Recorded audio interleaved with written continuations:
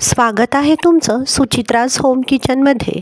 आज आपण बनवणार आहोत ब्रोकोलीची भाजी। चॅनलवर जर नवीन असाल तर चॅनलला प्लीज लाईक, शेअर, सबस्क्राईब जरूर करा। ब्रोकोलीची भाजी तुम्ही टिफिनमध्ये किंवा रोजच्या जेवणामध्ये खाऊ शकता। इथे आपण ब्रोकोलीची भाजी चिरून स्वच्छ करण्यासाठी पाण्यामध्ये ठेवली आहे। ब्रोकोलीची भाजी बनवण्यासाठी इथे आपण बारीक चिरलेला कांदा, बारीक चिरलेला टोमॅटो, लसूण, अद्रक, हिरवी मिरची, बारीक चिरलेला बटाटा घेतला आहे।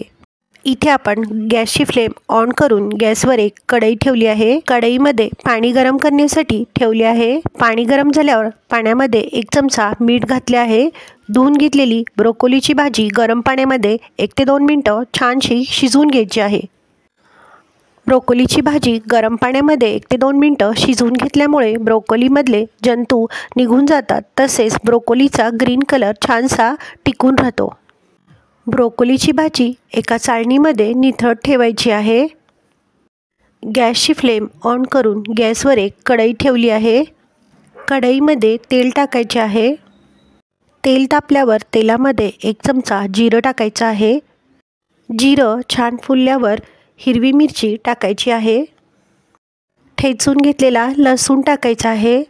खिसून घेतलेले अद्रक टाकायचे आहे।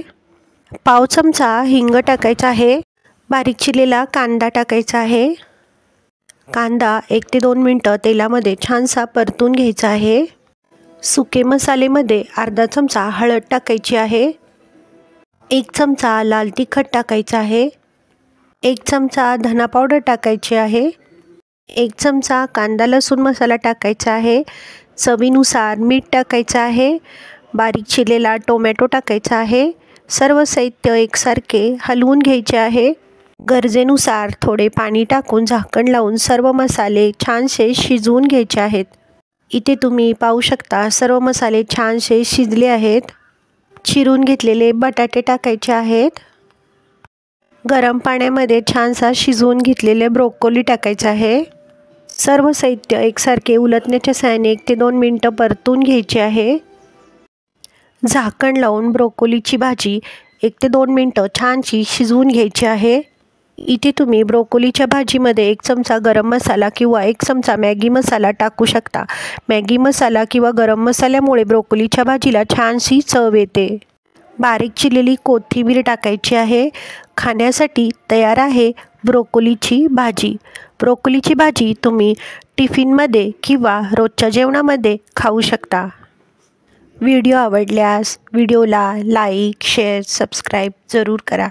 कमेंट बॉक्समध्ये कमेंट करायला विसरू नका। तुमच्या छान छान कमेंटमुळे मला रेसिपी करायला उत्साह मिळतो। पुन्हा भेटू एका नव्या रेसिपीसोबत सुचित्राज होम किचनमध्ये। तोपर्यंत मस्त खा आणि स्वस्त रहा। व्हिडिओ पाहिल्याबद्दल धन्यवाद।